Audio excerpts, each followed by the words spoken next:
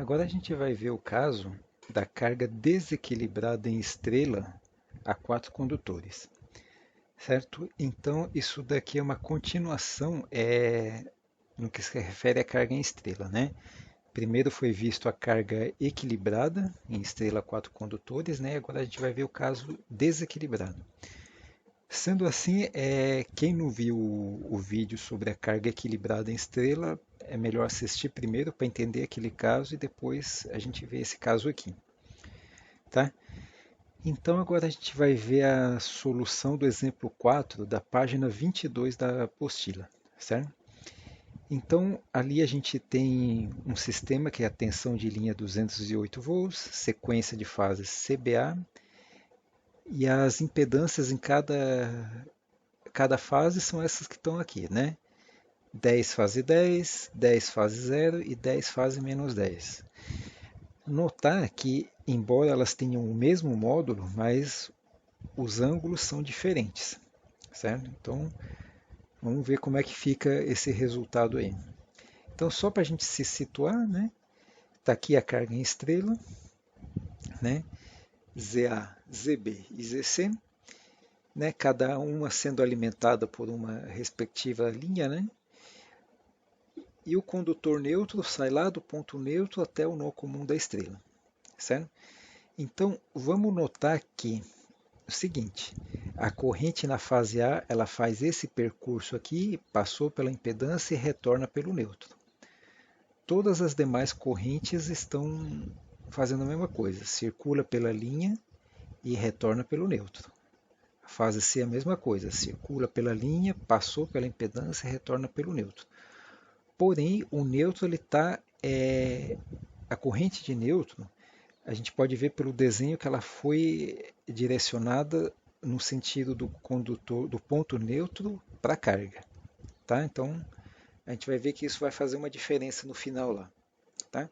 Embora a gente intuitivamente a gente vê que na verdade a corrente retorna pelo neutro, né? Mas não vai ser muito difícil de ver. Então é o seguinte, novamente, né? Cada impedância está submetida à tensão de fase, né?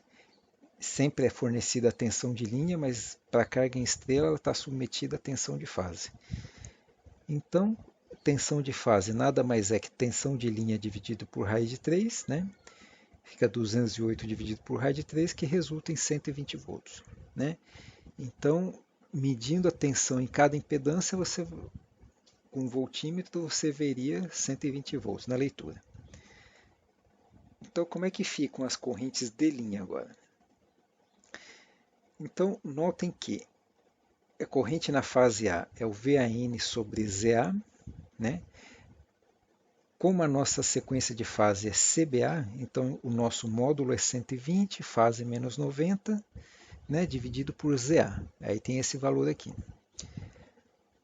Corrente na fase B é o VBN sobre ZB.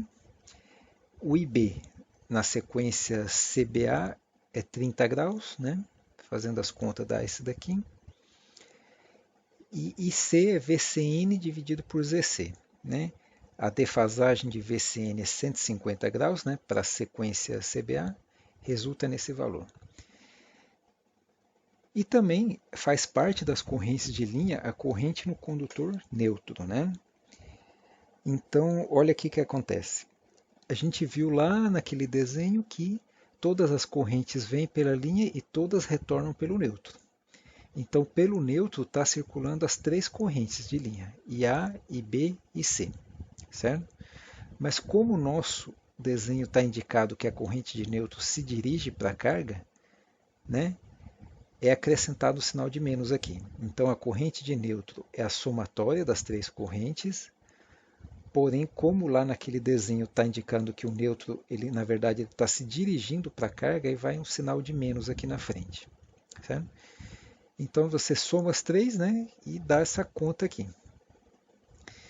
Então, uma coisa é o seguinte, notem que, ao contrário da carga equilibrada, que isso aqui dava zero, agora deu uma resultante aqui, certo? Então vamos ver esse diagrama de fasores agora. Então, o que que a gente tem aqui? Ó, tá aqui as três correntes de linha, IA, IB e C, certo? Esses em preto. Tá aqui a defasagem de cada uma, certo? Ali naqueles arcos em azuis. Notem que quando as correntes estavam equilibradas, a defasagem entre elas era sempre 120 graus. Agora não é mais.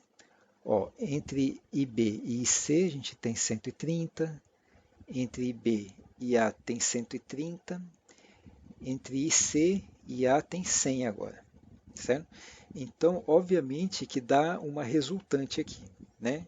Se a gente é que nem uma soma vetorial, né?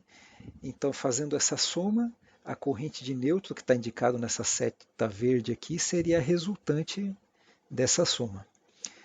Porém, como tem aquela coisa que a gente viu aqui, né, que tem um sinal de menos aqui, então ele está rebatido 180 graus para cá e está aqui a corrente de neutro que corresponde a esse valor calculado aqui. Então seria esse valor aqui, certo? Então, essa é a situação que ocorre, né? Por exemplo, se você vai num quadro de distribuição, né, numa instalação trifásica, você veria uma situação dessa, né? Na hora que você medir com amperímetro as correntes nas três fases, você teria as leituras. Seria muito difícil que desse igual essas leituras, então quando você vai medir a corrente de neutro, você vai medir, na verdade, é a resultante dessas três aqui, certo? Então, quais são as consequências disso daí? Então, a gente tem que a somatória das correntes de linha, que vai ser a corrente de neutro, né? É a soma das três, né? A gente põe um sinal de menos aqui, e isso sempre vai dar diferente de zero, ou seja, vai existir uma corrente resultante, certo? As tensões de linhas em relação às tensões de fase, continua valendo essa razão, que é a raiz de 3, e continua valendo que a corrente de linha é a mesma corrente de fase, ou seja, que a corrente que circula na linha é a mesma que circula na carga. Tá? Então, nas situações práticas, a gente sempre vê isso daqui, certo? A gente vai ver mais para frente aí que o que acontece? Que o condutor neutro ele é essencial, certo? Para o funcionamento de uma situação dessa, que você tem uma carga em estrela desequilibrada a quatro condutores, certo?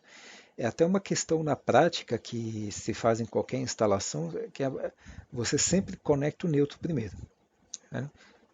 É uma situação que sempre tem que ter. Veremos que a ausência do condutor neutro ela é perigosa, certo? Então sempre fica aquela coisa, né? Então o condutor neutro, né, numa instalação, quando você vai ligar qualquer coisa, então sempre é ele primeiro que tem que estar conectado, certo? Então, em caso de dúvidas, vão colocando um comentário aí, façam, né, suas análises, peguem esse exemplo, tentem resolver, né, por vocês mesmos ali, para ver se chega nos mesmos resultados. Ok? Qualquer dúvida, só ir falando.